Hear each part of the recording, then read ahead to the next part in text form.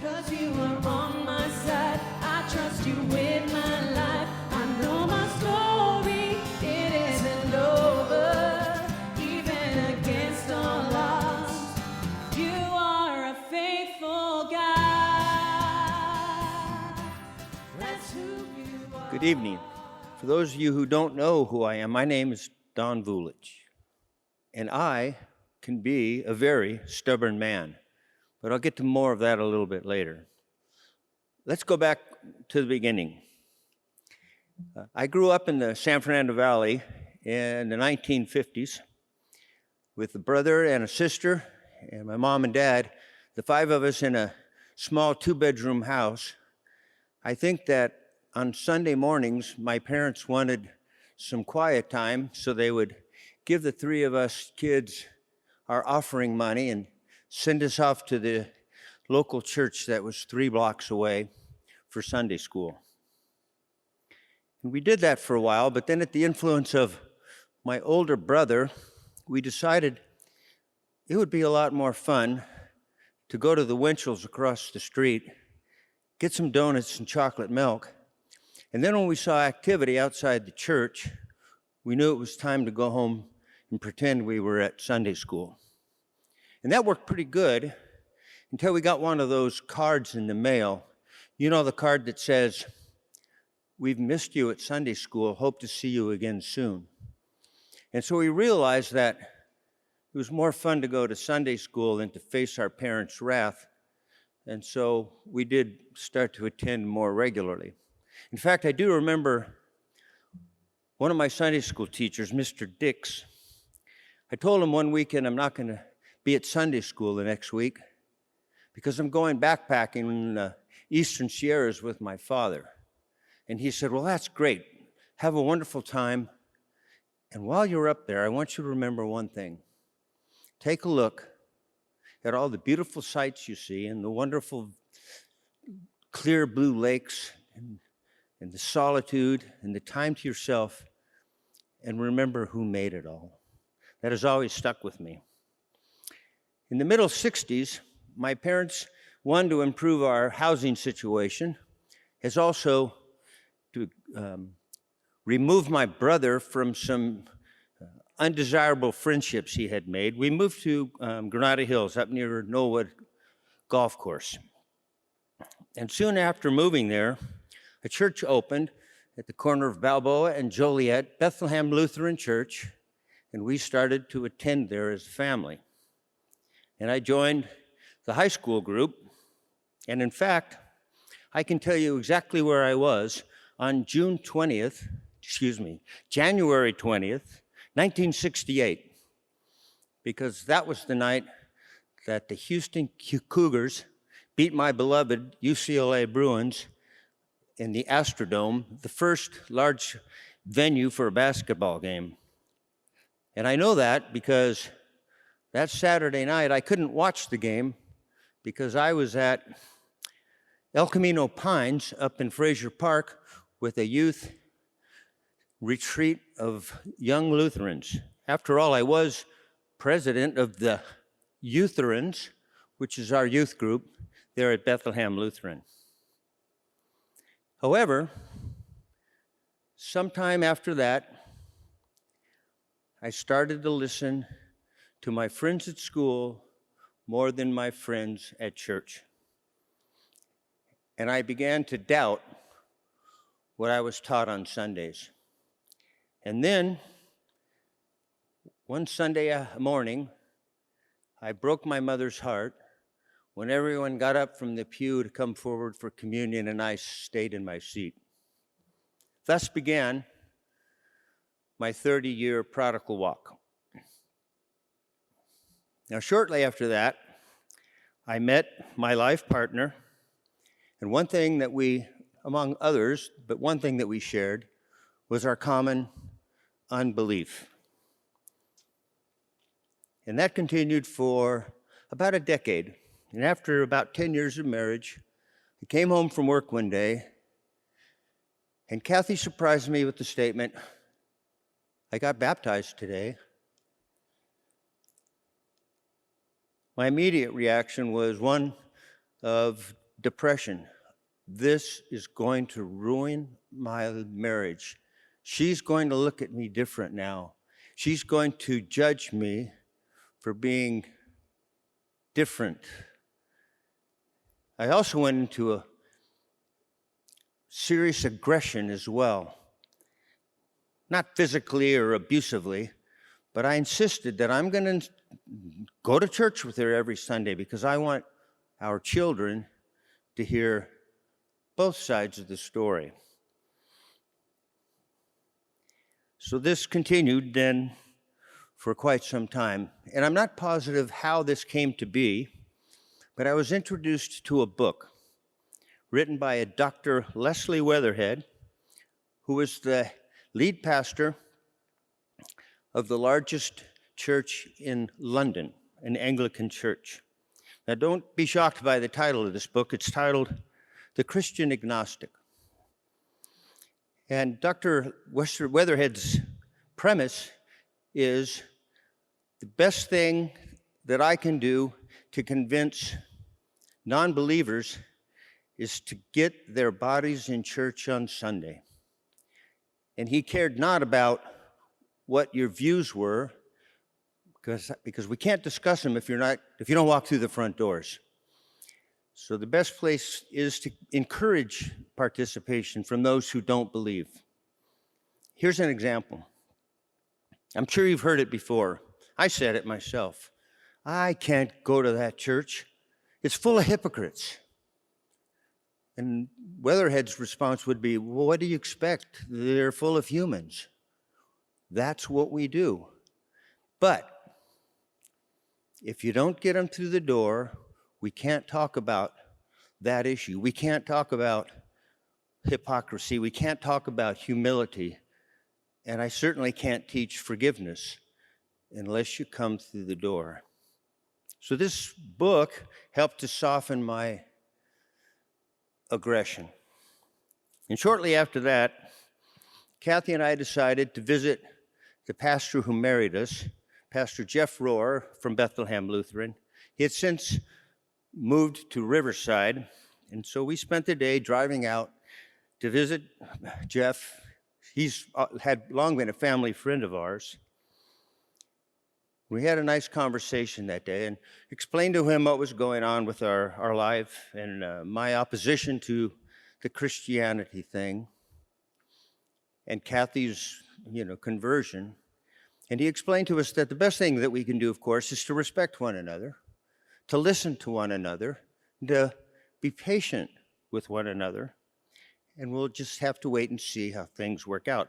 But he also shared a small little idea that he and his wife have grown to and make small gifts to one another, and that involves a small frog.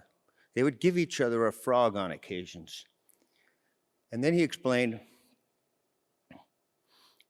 even with the smallest kiss, an ugly frog can be turned instantly into the handsome prince.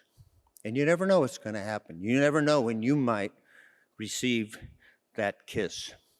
Well, as we drove home that day, my aggression, my depression was softened, but the foundation of my disbelief was not yet fully challenged. Did I mention that I can be stubborn? Not coincidentally, our marriage suffered during this time. And then I developed the nasty habit of self-medication. Now, I am a child of the 60s and the 70s, and I've told people that, unlike a former president of ours, I won't deny that I actually inhaled, as well as I experimented with a lot of other drugs at the time, and fortunately, I stopped those kind of things. However, there is a legal abuse that is available at every corner almost, at liquor stores and supermarkets. I became a heavy drinker of alcohol. It starts slowly. Oh, I have a couple of beers. And then I thought, because I'm a cheapskate, Well, why not buy a six-pack and it'll last 3 days? Well, pretty soon you're drinking 3 in a day, and not long after that, you're drinking all 6. And then there's the time I was in a liquor store, and I did the math in my head. Well, it's a little cheaper if I get that half pint of tequila and some orange juice. And before long, it would be a full pint.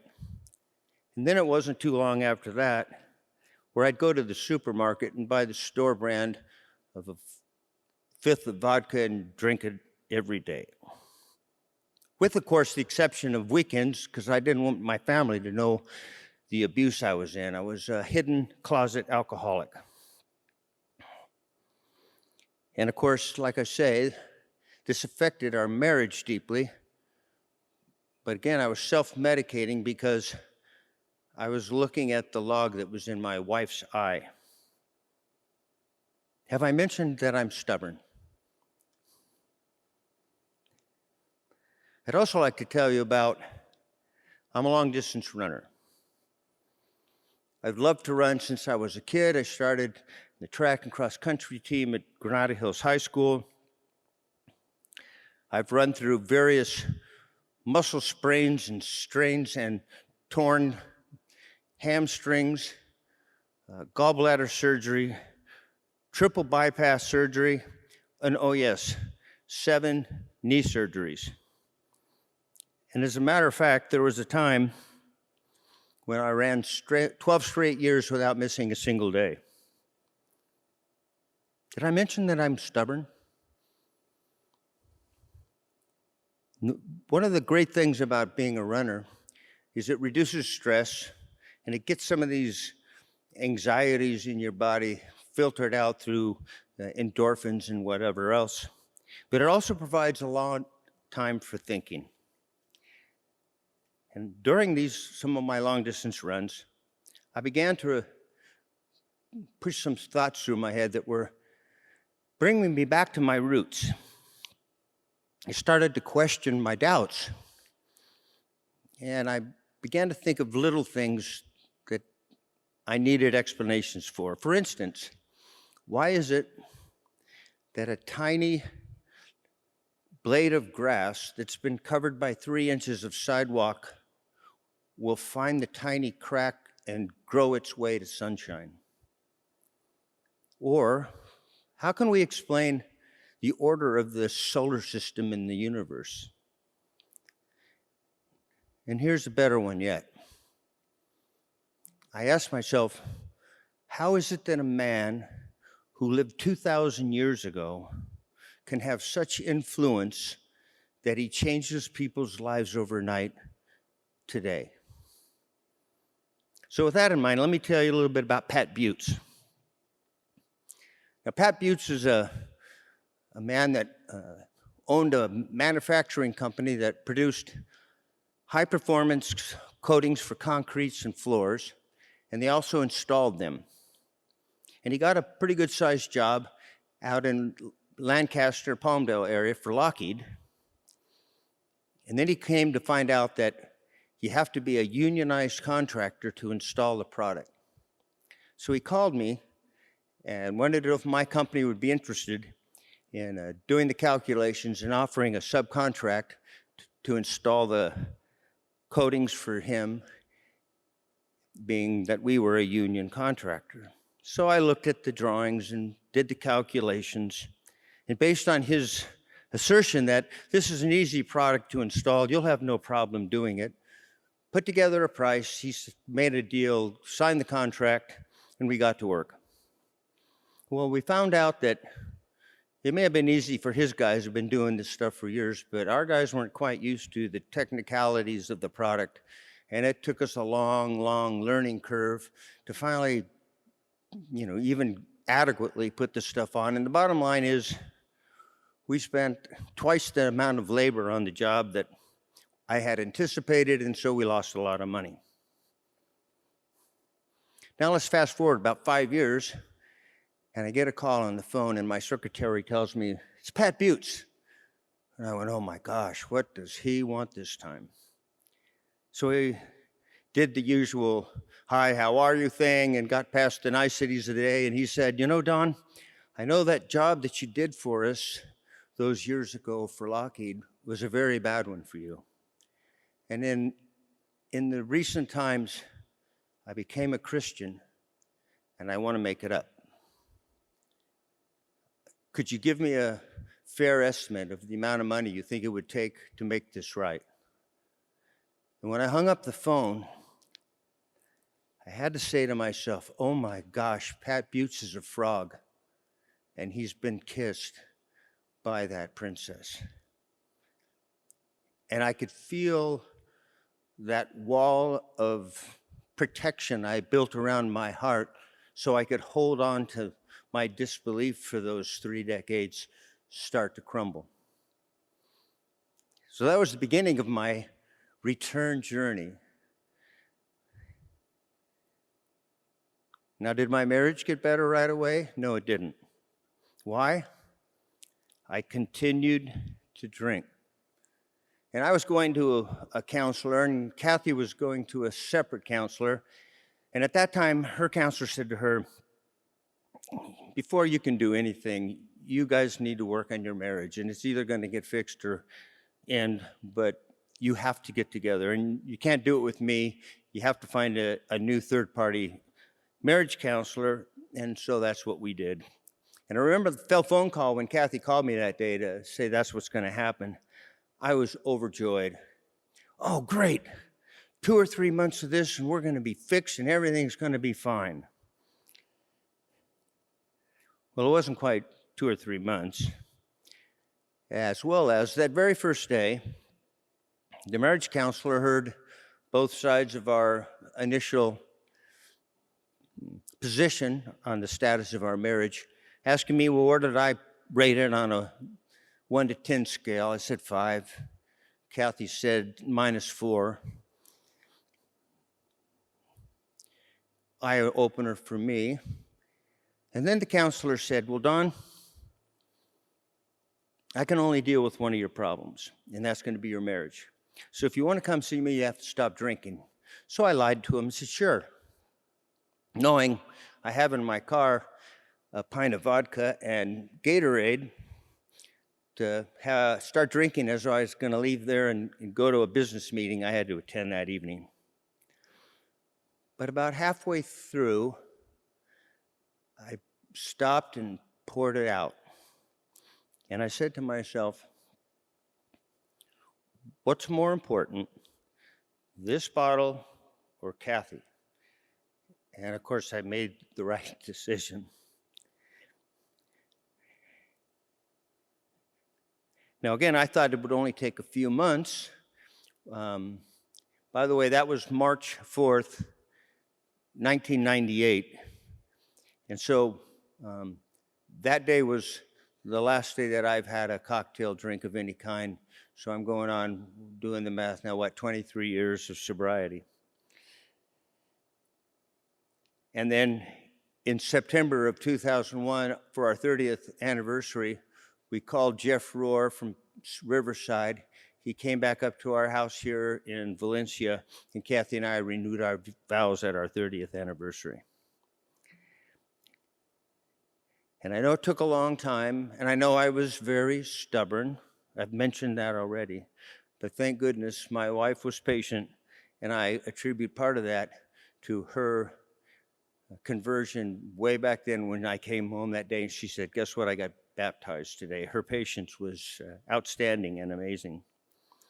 And I also learned a little truth about that log and that splinter. It was a splinter in her eyes when I years ago thought was the log. And the log, of course, is in my own eye. And that is one of the realities that I really needed to come to understand. It was what I did that had brought us both down all those years. And I just wanted to now say that it's a miracle to me that the power of God for those who believe.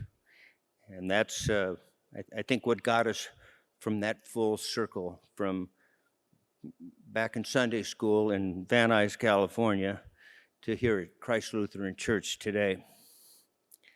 So I wanted to conclude a couple of things. How did I quit drinking? I'd been drinking excessively for several years and hiding it. Well, I told you I'm a long-distance runner. And the day after our marriage counseling, I'm going for a long-distance run, and I decided to spend time with God. And I know God doesn't make deals. Hey, God, if you do this for me, I'll do that for you. Or the other way around. Hey, God, I'll do this, but I need you to reward me with that. So I didn't negotiate with God. I didn't try to make a deal with him, but I did make him a promise. There's something I do every day, and that's run. And I promise you, Lord God, that I'll meet you today and not drink today. And I will then also meet you tomorrow and thank you for yesterday. And then ask that you meet me here again tomorrow, and we'll do it over again. And I know that's the one day at a time adage of Alcoholics Anonymous, but it was my own version of it. And so that is how I stopped drinking abruptly, because I didn't make a deal with God. I made a promise to him that I would meet him every day and thank him for that. In a way, he's my sponsor. And part of my motivation, too, was not to disappoint Kathy, not to disappoint me, but also not to disappoint him. So in conclusion, I just want to again say, God doesn't need to make deals. He doesn't need to adjust his commandments. He doesn't want to negotiate with you. And one of the reasons why is he's already made a promise to us. He's promised us eternal life. He has promised us a room in his heavenly household. He has promised us the forgiveness of sins. God doesn't make a deal. He's provided us with the deal. We don't have to guess which door it's behind or how much did it cost. It's given to us freely. Much like the poem of the footprints in the sand, it's God who is always there, and sometimes he's the one that carries us. And I'd like to close with this little adage. God doesn't care about where you've been, but he does care about where you're going. And with his help, we can get there. Thank you.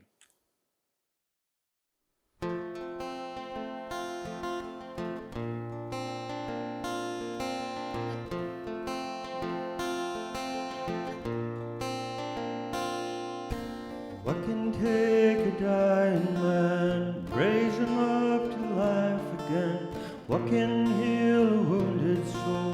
What can make us white as snow? What can fill the emptiness?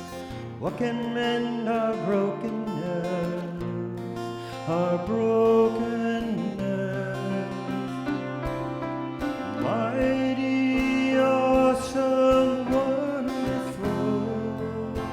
Here is the holy cross, where the Lamb laid down his life, lived us from the fall.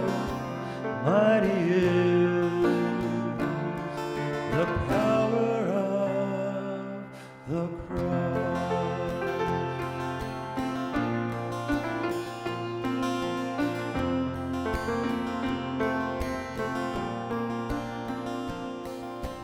What restores our faith in God? What reveals the Father's love?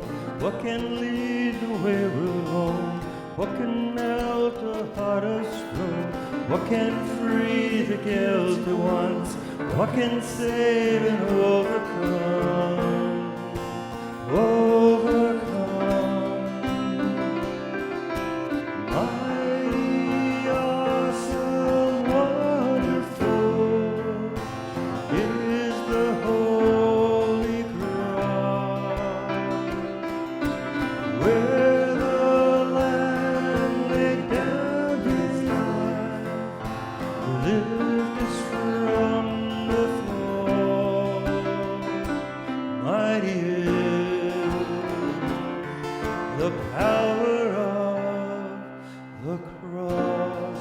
It's a miracle to me. It's a miracle to me. And it's still a mystery. And it's still a mystery. It's a miracle to me. The power of God for those who believe. Mighty, awesome, wonderful is the